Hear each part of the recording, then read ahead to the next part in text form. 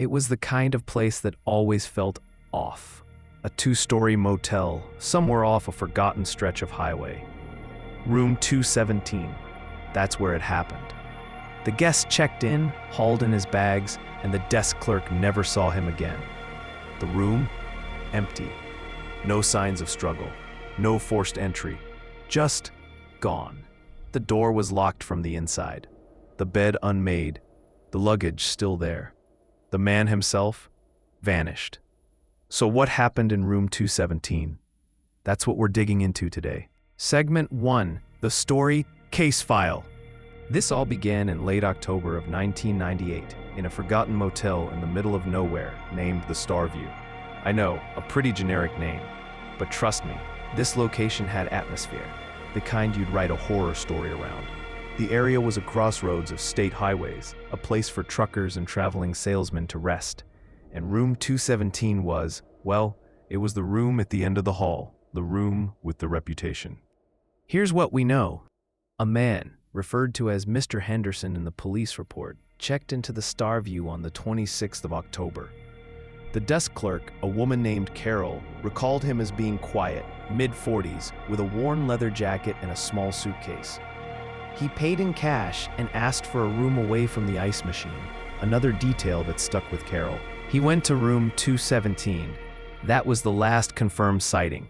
At least, that's what the records say. The next morning, at around 10 a.m., Carol went to check on Mr. Henderson. He hadn't checked out, so she assumed he was still asleep. She knocked. No answer. She tried her key. Walked. She called the manager. She said the door was locked and bolted from the inside. A maintenance worker was called to open the door. When he finally forced it open, what they found was weird. Everything was still there. The suitcase, a few clothes, a half-read book on the nightstand, and a barely touched bottle of water. All of this suggested he was still inside. And yet, the room was undeniably empty. The police investigated. There was no sign of a struggle, no forced entry, no other way out. It was a classic locked room mystery, and a complete head-scratcher. The police and hotel staff searched the surrounding area, but there was no sign of Mr. Henderson.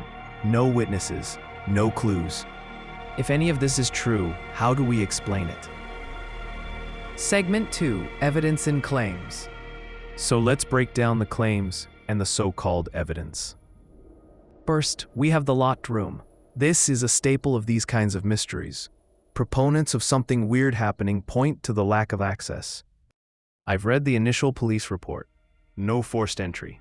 Basic stuff, but it's important to state the obvious. Doors and windows were secure. Then there's the absence of any sign of Mr. Henderson. This is the biggest piece of evidence for those who believe he simply vanished. There's no physical evidence, no fingerprints, no anything, which is strange.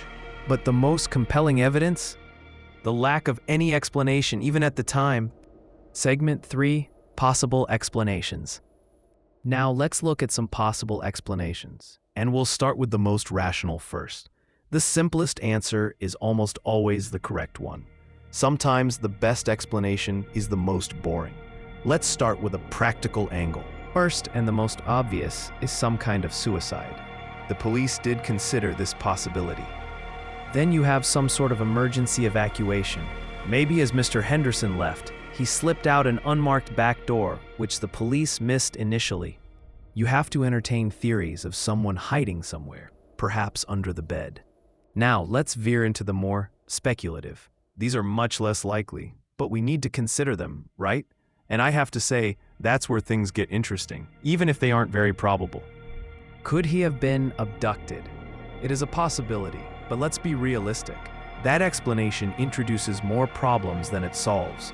How could someone enter the room undetected and get him out without a trace? The same problem occurs for anyone else using the room later on. Another one I've seen floated is that Mr. Henderson was having some kind of psychotic episode, maybe a fugue state, and he just left. He could have walked out of there and gone anywhere. And how about, of course, the ever-popular suggestion of supernatural intervention? If we're going down that road, the possibilities are endless, and the evidence, of course, non-existent. Segment 4, what we can actually say. So, where does that leave us? Well, the truth is, we don't know the exact story of room 217, but we can make some reasoned guesses. What's reasonably supported is that a man went missing under unusual circumstances. The most likely explanation? Probably some form of suicide, escape, or misadventure. But the locked room element definitely makes it harder to figure out.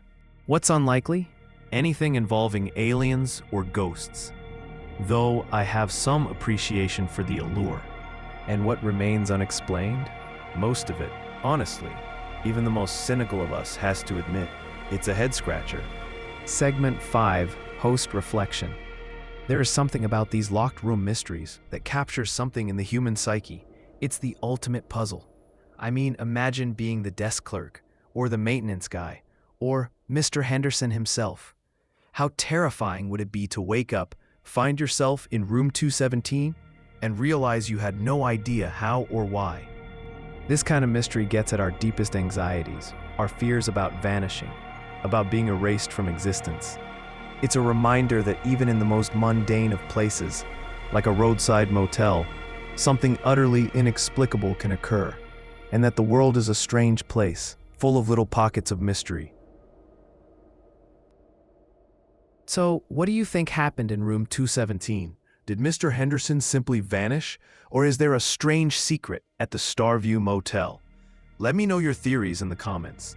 And if you enjoy deep dives into mysteries like this, hit like, subscribe, and tell me your theory in the comments.